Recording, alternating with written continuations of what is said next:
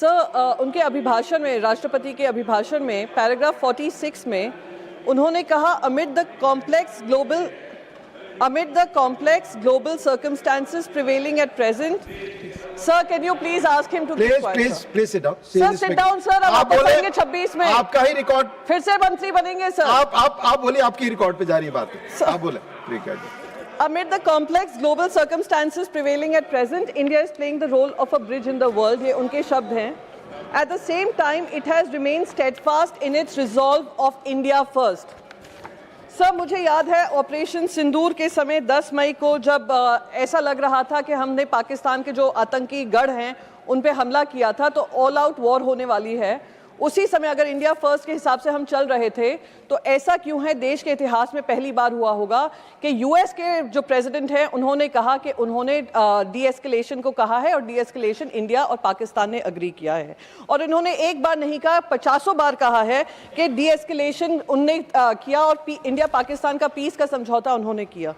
वैसे ही लगातार India US deal के बारे में हमें वहाँ से बार बार खबर मिल रही है, जहाँ पे कहा जा रहा है कि यूएस प्रेसिडेंट ने बताया है हमें कि हमारी क्या डील होने जा रही है, जहां पे उन्होंने कहा, और इंडिया फर्स्ट के इसलिए मैं बोल रही हूं क्योंकि उन्होंने कहा है कि रशिया से हमने अग्री किया है कि हम रशिया से तेल नहीं खरीदेंगे। कुछ दिन पहले बजट के सवेरे उन्होंने कहा था, ये भी अग्री किया है इंडिया ने कि ईरान से तेल नहीं खरीदेंगे। और जब बजट पेश हुआ तो जो चाबहार पोर्ट के बारे में बजट एलोकेशन होता था, इस बार बजट एलोकेशन नहीं हुआ है, बल्कि एक न्यूज़ रिपोर्ट ये बताती है कि हमने अपने हाथ पल्ला झाड़ दिया है चाबहार पोर्ट से। क्या ये इंडिया फर्स्ट हमारी स्ट्रैटेजी है? मैं ये पूछना चाहती हूँ इस माध्यम से, होपफुली ऑनरेबल प्राइम मिनिस्टर इसका जवाब देंगे।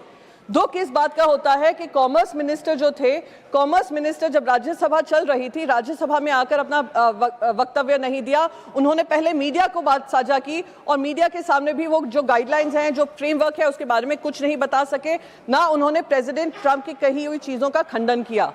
फिर नेक्स्ट डे आकर उन्होंने बात की है। आज वॉशिंगटन में हमारे फॉरेन मिनिस्टर हैं, फॉरेन मिनिस्टर ये कह रहे हैं कि अभी तक कोई भी उनको पता नहीं है कि क्या गाइडलाइंस हैं, क्या फ्रेमवर्क है, ये सब कॉमर्स मिनिस्टर हैंडल कर रहे हैं। यानी हमारे देश के फॉरेन मिनिस्टर भी वॉशिंगटन में बैठे हैं, पर उनको ये नहीं पता है कि क्या यूएस इंडिया ट्रेड डील हुई है, जिसकी वाह भाई वाह ये लोग हर स्पीच में लूटे जा रहे हैं।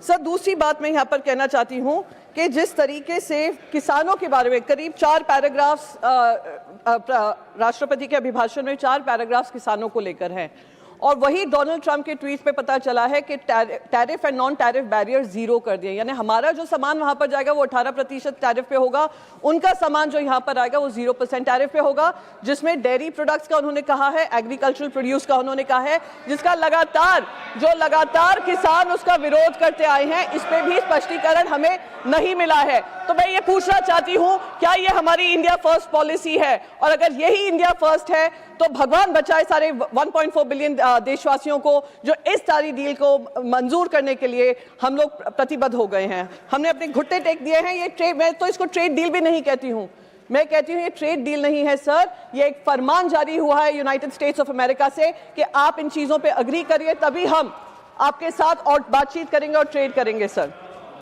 दूसरी बात उन्होंने बाबा साहेब अम्बेडकर जी के बारे में, सोशल जस्टिस के बारे में कही।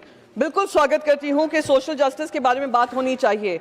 उन्होंने नेशनल एजुकेशन पॉलिसी की भी बात की, पर अगर वो इकोनॉमिक सर्वे देखती तो इकोनॉमिक सर्वे में कहा है every 1 international student coming to India 28 Indian students have left the country. Sir, इससे जो हमारा ब्रेन ड्रेन होता है, is costing the country about 3.4 billion US dollar. Sir, बस एक लास्ट चीज कहकर खत्म करूंगी, और इसी से मैं ये सोचती हूँ कि हमारे इनकमिंग बच्चे जो इंटरनेशनल स्टूडेंट्स हैं क्यों नहीं आते हैं, और हमारी जो कैंपसेस हैं, कैंपसेस में ध्रुवीकरण करने के लिए जो यूजीसी गाइडलाइंस लाया गया था, सोशल जस्टिस की आड़ में राजनीति चल रही थी, केंद्र सरकार उस पर चुप्पी बांधे रही। और मैं माननीय सुप्रीम कोर्ट का धन्यवाद करूंगी कि उन्होंने जो गाइडलाइंस, जहां पे आप ध्रुवीकरण कर रहे थे, कास्ट के अनुसार कर रहे थे, उसको खत्म करने का काम किया है। और अगर सरकार में अभी थोड़ी भी लाज बची होगी तो उस यूजीसी गाइडलाइंस को बाकायदा विड्रॉ कर एक न्यू गाइडलाइंस कैंपसेस पे लागू करेंगे। सर, इसी शब्दों के साथ मैं अपनी बात खत्म करती हूँ। Thank you.